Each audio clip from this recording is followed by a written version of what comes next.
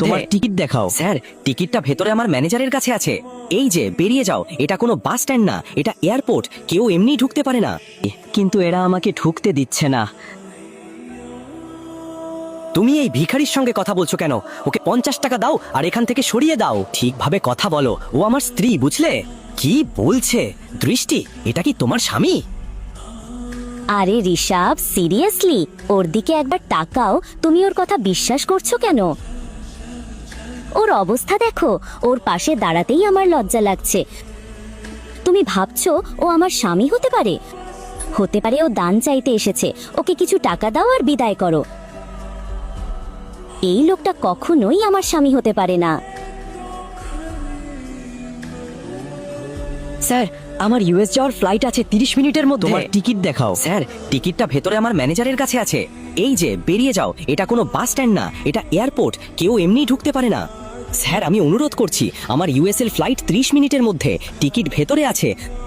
ভিখারি, তোমার জামা কাপড় নোংরা, তোমার স্যান্ডেল ফাটা, আর তুমি বলছো আধ ঘন্টার মধ্যে তোমার ইউএসএর ফ্লাইট। তুমি কখনো স্বপ্নেও প্লেন দেখেছো? আমি ভিক্ষা করছি স্যার, আমার ফ্লাইট আছে। দয়া করে আমাকে যেতে দিন। এভাবে যেতে দেওয়া হবে না।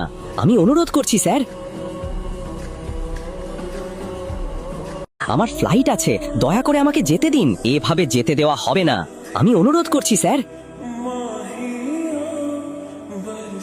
চলে যাও, না হলে মেরে লাল করে দেব।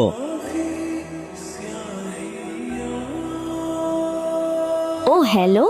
ঠিক তখনই শিবমের স্ত্রী দৃষ্টি, যে শহরের সবচেয়ে ধনী পরিবারের মেয়ে, তার স্বামী শিবমকে সিআইএসএফ গার্ডের সামনে কাকুতি মিনতি করতে দেখে। শিবম আর দৃষ্টি কেবল নামমাত্র স্বামী স্ত্রী ছিল। দৃষ্টির দাদু জোর করে তাদের বিয়ে দিয়েছিলেন। তারপর শিবম ওদের বাড়িতে এসে এক প্রকার চাকর ও জামাই হিসাবে থাকতে শুরু করে।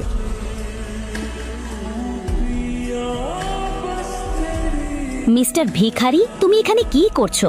তুমি জানো তো আমার গুরুত্বপূর্ণ ইনভেস্টররা এখানে আসছেন। আমি তাদের স্বাগত জানাতে এসেছি। আমি এখানে কোনো নাটক চাই না। তাই তুমি যেটার জন্য এখানে এসেছিলে সব ফেলে দাও এবং এখান থেকে চলে যাও। এটা খুব জরুরি, কিন্তু এরা আমাকে ঢুকতে দিচ্ছে না। দয়া করে আমাকে সাহায্য করো। তুমি এত সাহস কোথা থেকে পেলে? আমাকে ছোঁয়ার কথা কল্পনাও করো না। তোমাকে আমেরিকা যেতে হবে? আমেরিকার বানান বলো একবার।